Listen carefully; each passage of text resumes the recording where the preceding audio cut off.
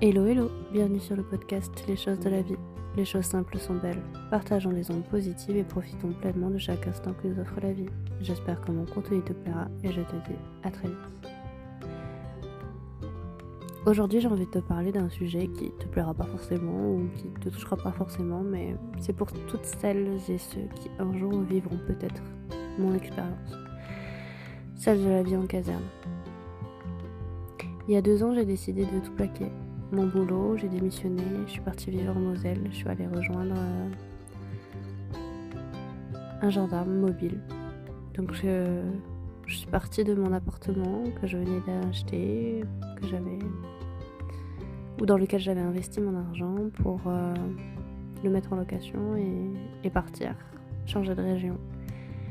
J'ai atterri dans une caserne de gendarmerie mobile à Longeville-la-Révolte. Et en fait, j'ai pris mes clics et mes claques, j'ai rempli mon fourgon avec quasiment toute ma vie, toutes mes affaires, l'essentiel de ce qui m'appartient, de ce qui m'appartenait.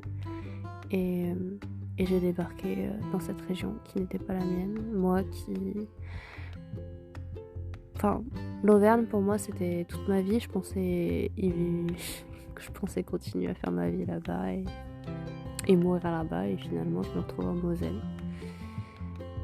Alors, je me suis retrouvée dans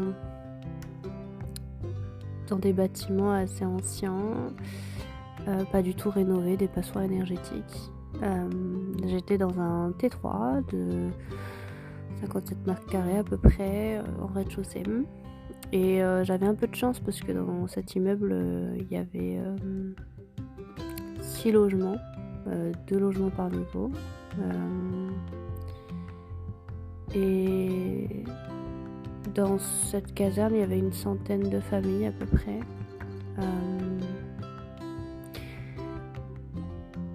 Il y avait des espaces, on va dire, arborés. Il y avait de la pelouse, on pouvait se balader, on pouvait promener mon chien, moi je promenais mon chien. Il y a les enfants qui jouent dehors et puis il y a la place d'armes qui est à l'entrée, en face de l'entrée de la caserne avec un poste de garde. Il y a les couleurs qui sont levées chaque matin et descendues chaque soir. Et puis il y a les entraînements, les instructions qui ont lieu au sein de la caserne. On dit souvent que quand on est avec un gendarme ou si on se marie avec un gendarme, on se marie aussi avec la gendarmerie en fait. C'est-à-dire que il n'y a pas que la personne avec qui on est, il y a aussi le mode de vie, le travail, en fait c'est un tout. Et c'est aussi la famille professionnelle, tous les collègues qui gravitent autour. Et cette vie-là, on l'accepte ou on l'accepte pas. Et moi à l'époque, je m'étais dit ok, j'avais aucun problème avec le système, avec le mode de vie. Le fait que justement cette vie-là, elle est rythmée par des départs en mission, plus ou moins longs. La différence, c'est que par rapport à la départementale, c'est qu'en mobile, il y a environ 3 mois et demi, voire 4 en Outre-mer chaque année. Et ensuite, ça va être des missions au niveau national, un petit peu partout en France, que ce soit pour du maintien de l'ordre, que ce soit pour du contrôle aux frontières, de migrants aux frontières. Ça peut être pour protéger des personnalités politiques comme le président. Ça peut être, c'est tout un tas de... Ça peut être aussi le palais de justice. Il y a plein de missions différentes. Et au final, ça va être 4 mois à l'étranger et puis 4-5 mois sur le sol national à différentes missions. Et ça fait qu'il reste le reste de l'année, ça va être du repos, du congé. Et donc, c'est assez spécial, mais on arrive quand même à trouver un rythme, surtout si le conjoint ou la conjointe a un boulot qui permet de poser des congés de manière flexible et qui permettent d'être qui puissent coïncider avec les retours de mission. Donc en fait c'est pour toutes les personnes qui un jour décident d'aller vivre avec leur conjoint en caserne. C'est pour vous montrer en fait les tenants et aboutissants de ce que ça implique. Moi je savais à quoi m'attendre en fait en allant dans une caserne.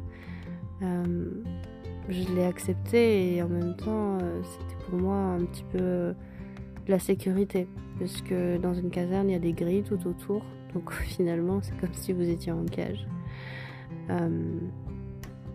Moi je me sentais en sécurité et je sortais très peu de la caserne en fait, en dehors du travail. Quand j'étais chez moi, en fait, je sortais très peu, je restais que à l'intérieur de l'enceinte. J'avais l'impression que si je sortais, j'étais vulnérable, alors que pas du tout. Enfin, petit à petit, en fait, je me suis fait violence pour sortir.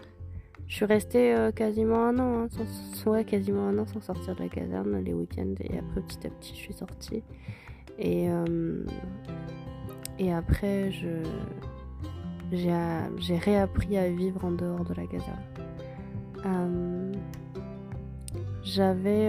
Faut savoir que Longeville, du coup là où j'habitais, parce que je suis partie, je vous expliquerai pourquoi, mais j'habitais entre 45 minutes et 1h, 1h10 de mon travail à Metz. En fait, dès qu'il y avait des bouchons le matin, il y avait des ralentissements. Enfin, je suis à l'arrêt à l'entrée de Metz, donc je mets beaucoup de temps, donc ça fait quand même pas mal de fatigue et de trajet accumulés tous les jours pour aller travailler et pour retourner du boulot. Donc voilà, je faisais 45 minutes, voire en moyenne 1h et parfois jusqu'à 1h20 quand il y a eu les travaux dans les villages que je traversais tous les jours. J'ai eu de la chance, c'est que j'ai pu demander du télétravail, et donc j'ai d'abord eu un jour de télétravail durant la première année, et la deuxième année j'ai demandé mon deuxième jour de télétravail. Ça m'a permis de faire des économies au niveau de l'essence et surtout des économies liées à la fatigue, parce que les trajets au bout d'un moment en fait c'est crevant, c'est fatigant, surtout que moi j'ai un métier à côté qui nécessite aussi de nombreux déplacements sur les différents sites pour aller voir les clients. Et donc c'est devenu petit à petit, c'était devenu pesant et ingérable en fait, côté fatigue et côté moral. Et en plus de ça, c'est vrai que ce qui peut-être a impacté ma vision de la vie en caserne, c'est que c'était des bâtiments anciens, c'est des passoires, et en plus de ça, c'est des feuilles de papier au niveau des murs. On entend tout ce qui se passe. Moi j'ai cru que j'allais devenir folle, j'ai pété les plombs. Enfin, il n'y a pas d'isolation dans ces bâtiments, c'est horrible. J'entendais tout, j'entendais ma voisine quand elle passait l'aspirateur, j'entendais quand elle parlait, j'entendais quand elle allait aux toilettes, j'entendais quand elle ouvrait ses volets, quand elle est fermée, quand elle baisait avec son copain, j'entendais son lit grincer, j'entendais les meubles qu'elle raclait au sol, j'entendais quand elle prenait sa douche, quand elle chantait sous sa douche, quand son copain jouait aux jeux vidéo et qui gueulait, je l'entendais quand elle gueulait sur son chien, j'entendais le chien de l'autre voisine qui jappait pour un rien à chaque entrée-sortie du bâtiment de quelqu'un rentré ou sorti du bâtiment. C'était insupportable en fait. Dès que les voisins invitaient des amis, on entendait la conversation un mot sur trois. Quand elle était au téléphone, je l'entendais. C'était insupportable en fait. C'était très compliqué parce que les seuls moments où je pouvais me reposer le week-end, parce que la semaine avait été éprouvante, en fait le week-end elle invitait des gens et en fait je pouvais pas me reposer. J'essayais de faire une sieste, je l'entendais passer son aspirateur, enfin je veux dire je l'entendais prendre sa douche 3-4 fois par jour, et des longues douches, donc en fait c'est pas reposant du tout. Et en plus de ça, il y avait des problèmes de chauffage en fait. C'était l'an dernier, c'était pendant l'hiver, c'était horrible parce qu'il y a eu une rupture des canalisations, enfin de gaz, je crois. Et du coup, c'était horrible parce qu'il a fallu réparer et pendant ce temps-là, moi je me les caillais, il faisait limite plus froid à l'intérieur du logement qu'à l'extérieur. Il faisait quand même des températures entre moins 3 et 10 degrés. Et donc je dormais avec dans mon sac de couchage, sous la couette, sous le plaid, avec mon pyjama, enfin la totale. Il faisait trop froid, c'était très compliqué. Et puis au-delà de l'absence de la personne avec qui vous partagez votre vie, c'est beaucoup de... Comment dire, il n'y avait pas vraiment de manque parce que ça on arrive à le gérer, le manque. Mais c'est plus le fait de devoir être autonome et indépendant et de tout gérer le reste, que ce soit la cuisine. Enfin, c'est comme si vous étiez célibataire pendant plusieurs mois et que vous deviez tout gérer. Voilà. Votre vie, les courses, le ménage, la cuisine, les papiers. Et c'est une autre vie, c'est un peu comme une vie parallèle. Et puis... quand l'autre revient, et ça recommence. La vie recommence. Mais en même temps, elle recommence pas vraiment parce qu'elle continue simplement. C'est à chaque fois devoir se réhabituer à vivre avec l'autre. Parce que quand l'autre revient, il a subi des choses pendant l'émission dont il peut pas forcément parler et il peut être traumatisé, il peut y avoir eu des événements difficiles et ça on n'en parle pas. Enfin, il n'y a pas de dialogue là-dessus, donc on voit bien que la personne elle a subi quelque chose de différent ou qu'elle revient différente, et d'un autre côté on n'en parle pas vraiment parce que c'est un peu tabou. On peut évoquer des situations s'il y a eu des fuites, s'il y a eu par exemple aux journaux, enfin dans les médias, si on en a parlé, voilà, ça peut ressortir. Après ça j'étais habituée parce que comme j'avais été avec un militaire de l'armée de terre avant qui je l'avais rencontré quand il était en OPEX Somalie, et du coup j'avais cette habitude là de pas parler d'émission et de pas poser de questions. En fait c'est ça, c'est apprendre à ne pas poser de questions, apprendre à juste ne rien dire. Et en fait cette vie en caserne là c'est ça, c'est faire comme si de rien. Je me rappelle, j'avais mes voisines, on s'était embrouillées pour des conneries, et je me rappelle, il y en avait les deux qui disaient oui mais bon, t'avais besoin de parler de ça à ton copain, pourquoi tu lui en as parlé, il en a rien à faire, il habite loin, Et je me dis, mais en fait, on peut très bien parler de choses et d'autres. Enfin, on n'est pas obligé juste de parler des prochaines vacances ou du prochain voyage qu'on va faire. Enfin, chacun est libre de dire et de faire ce qu'il a envie, non ? Cette vie-là, elle est vraiment particulière, hein. J'en rigole maintenant, mais c'est vrai qu'on parle souvent de Radio Escadron, c'est-à-dire que la moindre nouvelle, la moindre information fait le tour de tous les escadrons en moins de 5-10 minutes. Enfin, tout le monde est au courant. Dès le lendemain, tout le monde est au courant de ce qui s'est passé, des potins, de qui est avec qui a couché avec qui a trompé qui n'est plus avec qui. Enfin, c'est quand même... Vous sortez de chez vous, il y a tout le monde qui sait qui vous êtes. Vous rentrez dans la caserne, enfin, tout le monde est censé savoir qui vous êtes. Sinon, vous vous présentez. Enfin, quand vous rentrez avec votre véhicule, vous avez des barrières et puis on vous laisse ou on vous laisse pas rentrer. En fait, on vous demande qui vous êtes. Donc à chaque fois, il y en a qui vous connaissent pas, vous êtes obligé de vous présenter. Oui, bonjour, je suis un tel, voilà. Et c'est assez particulier quand même, hein. On accepte, on n'accepte pas. Et si vous acceptez pas, partez. Moi, je me rappelle que ça fait un mois en fait que je vis plus en caserne, que j'ai décidé de quitter cette vie-là qui ne me convenait plus, et je suis sortie de cette cage. Et ça peut très bien convenir à certaines personnes. Moi, je me rappelle le jour où j'ai déménagé de la caserne, il y avait un couple, Nathan et Mélissa, qui se mariaient en fait. Ils étaient en train de faire ils étaient en train de rentrer de leur mariage, et nous en fait, moi j'étais en train de déménager, donc c'était assez particulier. Moi je partais, eux ils étaient en train de s'engager pour la vie entière. Donc il y a un livre d'ailleurs qui existe justement sur la vie en caserne de gendarmerie. Ça s'appelle Vivre en caserne à l'aube du XXIe siècle. C'est un livre qui parle, qui donne la parole à ces femmes de militaires qui témoignent des difficultés du quotidien, de ce que c'est de vivre avec une personne qui a décidé de s'engager pour la patrie et qui se dévoue chaque jour pour la sécurité et de chacun, pour le bien de chacun. Et c'est tout à fait louable comme une mission, comme engagement.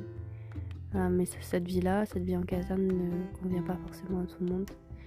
C'est un sacrifice pour la personne qui décide de rejoindre un ou une militaire. C'est beaucoup de travail sur soi, d'humilité et de force mentale, de courage. Ça convient vraiment pas à tout le monde. Et donc moi je suis admirative des personnes qui décident de rester et qui décident de continuer dans cette vie-là. Après, moi pour des raisons personnelles, j'ai décidé de quitter la caserne parce que c'était plus mon envie, c'était plus mon mode de vie, c'était pas la direction que je voulais prendre pour ma vie. Je suis quelqu'un qui est entière, je suis quelqu'un qui a besoin de liberté, je suis quelqu'un qui a soif de vivre, qui a soif de nouvelles aventures, de nouvelles expériences, de nouveaux voyages. Et en fait, j'avais l'impression que j'avais fait le tour et que j'étais plus capable d'avancer. Vivre en caserne, c'est vraiment vivre en autarcie, c'est vraiment une autre vie. Vraiment, je dirais que c'est une vie parallèle. Et j'avais l'impression de plus être moi-même dans cette vie-là. Et par contre, je souhaite tout le bonheur à ces femmes ou ces hommes qui décident d'aller vivre en caserne. C'est une belle expérience en tout cas. Et j'espère pour vous que cette expérience-là va durer, que votre choix sera le bon et que vous allez aimer. Voilà. En tout cas, moi, c'était pas le cas. Mais voilà. C'est à vous de voir, c'est à vous de faire vos propres décisions, vos propres choix. Et j'espère que ça se passera bien pour vous. En tout cas, voilà, je voulais vous alerter sur ce que c'est de vivre en caserne, sur ce que c'est d'être entouré et d'être épié finalement tous les jours dans son quotidien, de vivre éloigné un peu de tout, d'avoir ce risque-là de ne plus vraiment avoir de vie sociale et d'être détaché de tout et de pas vraiment avoir d'attache avec vos amis ou avec votre famille parce que c'est loin, c'est isolé, ça peut être mentalement destructeur. Ça peut être difficile. Alors, ce que je dis pour d'autres, c'est un mode de vie qui leur convient et qu'ils acceptent. Et donc, c'est très bien pour ces personnes-là. Voilà, en tout cas, la vie en caserne, c'est vous qui décidez si ça vous convient ou pas.